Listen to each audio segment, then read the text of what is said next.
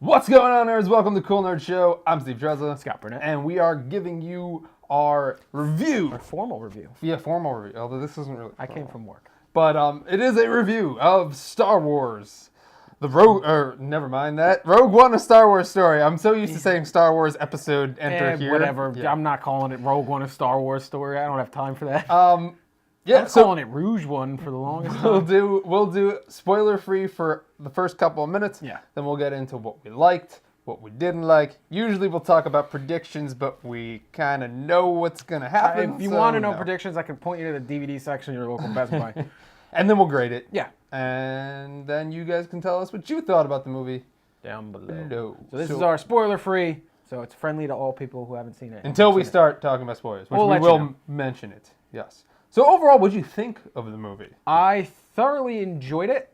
To me, I think it's just a notch below Force Awakens. Force Awakens. That's what I think too. It was right here. There's a lot of fan service. Excuse me. It's really inside baseball. If you don't know your Star Wars, you're gonna come out and want to Google some stuff. But if you're a really big Star Wars fan, They had a lot of nods to New Hope. Oh, Like a lot. of course. Yeah. Yeah. Even just like things in the Star Wars realm in general. We'll talk about it more in the spoilers. But the action was really gritty. It was more like a war film, like they promised. It was more like a war film. Yeah. I was thinking about that when I was watching it. One of my favorite things that they did was they kind of gave you a good look into what it's like living in an occupied area with the Empire. Yeah. So Like it's an imperial occupied You area. really felt like they were oppressive when in the original trilogy you were kind of on Tatooine, you were on Disney. Yeah. You really didn't feel that they were like there.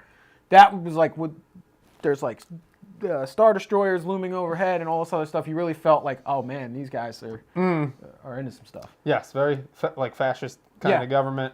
It was very World War II-esque. Yes, It was like exactly. the Nazis and the... Cinematography in this movie was awesome. From like a film standpoint, because I always look for that type of shit, it looked great. Like visually, Gareth it Edwards, awesome. Gareth Edwards can shoot the fuck out of a movie. Oh, yeah. Say what you want about the Godzilla remake. It was shot great. Yeah. He can do scale really well. He can kind of give you this scope and really make you feel small as opposed to other things.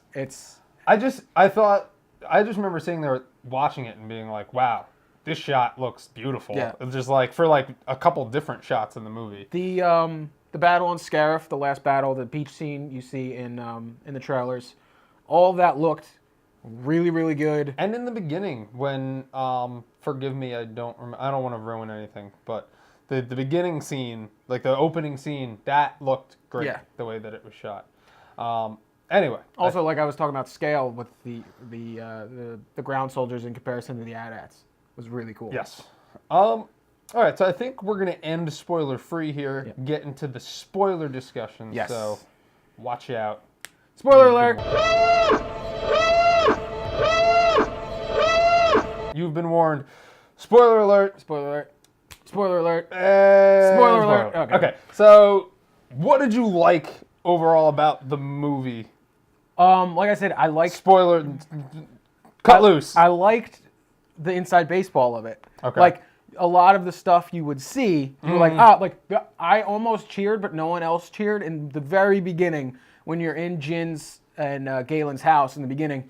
And he's like, Jin, come here, and she runs around the table, and you see a canister of blue milk that Luke and Uncle Owen and Aunt Beru were drinking in the beginning. I was like, blue milk! And nobody else said anything, so I kind of kept I was sitting next to you, and you were like, blue milk! Yeah. And, I was like... There's the guy who gets his arm cut off. I don't know his name. The guy with the eye. I don't like you either. That guy. Now listen, I'm gonna save that part for a little bit later because I liked it, but I also didn't like it. How'd he get off Shadow? Within like what 2-3 hours? Yeah, but whatever. They don't seem like the type of people that have their own spaceship. No, he's wanted on 12 systems. He's got a death sentence on 12 systems. Okay, maybe then. Maybe So he does have he's his own a spaceship. traveler. I The don't know. one thing that got me, well, I liked that they closed up a big loophole in episode 4. Yes, You're they like, did. You're like, why would they build an exhaust port, the Death Star that's so goddamn vulnerable? They're dumb. It made sense. They were like, you know what? We're going to address this. So Jin's dad, Galen Erso, he's the head architect of the Death Star. And he's an anti-Empire defector, but he's forced into helping create the Death Star. So he's the one that built the port. But what I don't get is, in closing that loophole, they kind of gave Rogue One a reason never to happen. Because when she sees his image, right? Yeah. They might have said that the files were too big to send. So that's why I think that is what they said. The files were too big to send. Yeah. When he could have just, like, flat out just told them where it was. Well, his image also got cut off. Yeah. It didn't just end. Yeah, but he was really long-winded. He'd be like, hey, the port is... He should have just immediately said it. Yeah. There's like a little bump and then a turret, and it's underneath the thing. Shoot in there. And that's all you got to do. So in closing a loophole, they gave a reason for Rogue One not to happen. Yeah, but I don't think it was that. No. My only gripes with the movie is small nitpicks. I thought the movie was awesome. I thought it was great. Yeah. I thought the cast of characters were very diverse. We were talking about this earlier today. It's cool because with a lot of like the Lucas movies, you have like especially the prequels, you have like this copy and paste of like characters where it's just like, the kind of like all the same character. They just multiply them. Let's not talk about the diversity of the prequels when everybody was just an alien was a stereotype of a race. Yeah. Like really not hidden well at all. But the diversity in these characters and just the uniqueness, every character was very unique in their own, which is plays to the character development. And I liked that a lot. I did like that, but I think that they gave us so much of interesting characters. They gave us the setup for them. They gave us like an archetype, but they never fleshed it out. You never got enough of the characters, is what I said. I can understand that. They never had enough to do, so they came across flat to me. That was I was just like, okay, they're there, but I want them to get going. Because every time they would get going, they'd have to service another... I see where you're coming from, but I don't think they didn't come off as flat to me. But I can understand where you're coming from. I don't know if maybe because K2SO is the biggest standout. Yeah, and he was so great. He was good that I compared everybody else to him. Alan Tudyk Big is sarcastic the droid. Oh my god, he was fantastic. He's easily the best part. Probably my second favorite droid. Okay, next to BB-8. R2. Okay. You gonna? I don't know. You're a big BB-8 fan. I am a big BB-8 fan, but he's just another R2. Okay. Yeah. Kinda, I guess. BB-8? Yeah. Yeah. I thought you meant K2. Yeah. I was like, K2SO was like if C-3PO didn't suck. Yeah, I get it. Yeah. I thought the action was really good. The war battle scenes were great. By the way, Stormtrooper, they need to like upgrade their armor because it doesn't help. At all. Jin has this little staff or like this little billy club at one point. She's beating the crap out of them, and they're like, ugh. But that they get a shot in like the shoulder, and they're dead. But it is cool that we kind of get more of the Stormtroopers of how it is to be a Stormtrooper because they're they're walking around and they're like, hey, did you hear that this was getting like they're talking about like Empire business stuff. Yeah. They're like, oh god, I'm curious. PBS reports, and then he gets shot. It was also cool. They actually killed people in this movie. Yeah. Is this the first movie ever that Stormtroopers killed someone? It might be. I mean, they killed people just in the background. That you see. Yeah. And I did like that everyone died. Like we knew people were gonna die. I wasn't sure if everyone was gonna die though. Yeah. Everyone died. Yeah. Like that I enjoyed. I thought that was great because it kind of gave the characters this like martyr feel. Yeah. You know, where it's like they're dying for this. And it explains why they're not in the rest of Well, yeah. Okay, I'm going to now move into my biggest gripe of this movie. So I guess we're talking about, we're switching to the gripes, which for me are nitpicks. Wait, before we get into that, before we get into the gripes. You know where I'm going. Before we get into the gripes, one other thing, which I thought was the best part of the movie, Darth Vader, at the end. Coming after everyone. But he was also part of the worst part of the movie. But when he came, when it was all dark and you hear him breathing, and the lightsaber lights up, and everyone's like, oh, and he just tears everyone apart. Well, that's cool, and I love how... That was so cool. I forgot to mention the CG Tarkin and CG Leia. Yes. Looked really cool. And they looked good, but Tarkin, at points, you were like... It was that uncanny valley thing where you're like... It's that thing where, it looks okay, but in 5 years, you're going to be like, oh, man. Yeah, yeah. But I love how it tied right into the beginning of Episode 4. Literally, it ends with, Leia looked great, I thought. Well, because it was quick. It was quick, but I also thought that she looked a lot better than Tarkin, and I thought that, you could tell they polished the shit out of that. They're like, nope! But cranking it to 100. I left the theater and went home and watched the beginning of episode 4 because when Vader is like, he opens the door, he comes out and he kills all those people. The stormtroopers, and the Rogue One ends right before that, and you see what he just did. He's in this like corridor, and the door is locked. The door is jammed in the front, and one of the rebels has the plans, and he's like, take it, and he's like sticking it out of the door. Yeah.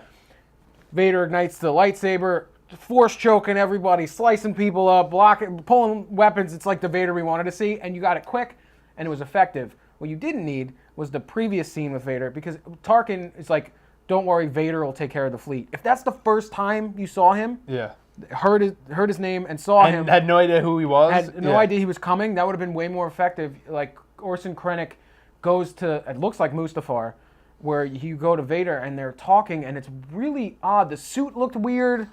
Yeah, I thought the suit looked weird too. It almost looked like discount, like dollar store Darth Vader suit. I felt like that was part of the reshoots, and like he's telling him to go do something, and then Krennic's like, "So I'm still in charge," and Vader's walking away, and Krennic starts to choke, and he falls to his knees.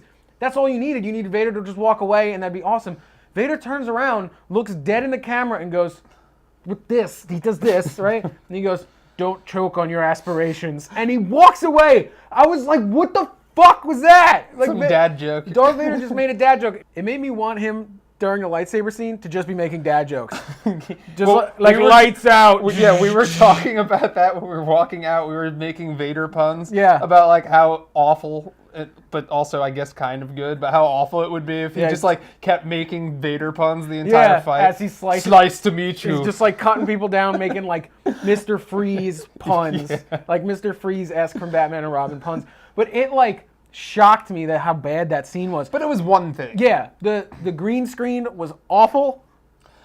He didn't look good in that scene. He didn't look good. He looked like one of those like party fair Darth Vader costumes. And in a movie that was like 80%. It was like his like plastic neck was showing. Yeah, I watched episode 4 to see if it was similar, and his suit looked way better in 4. So what did he switch it out real quick?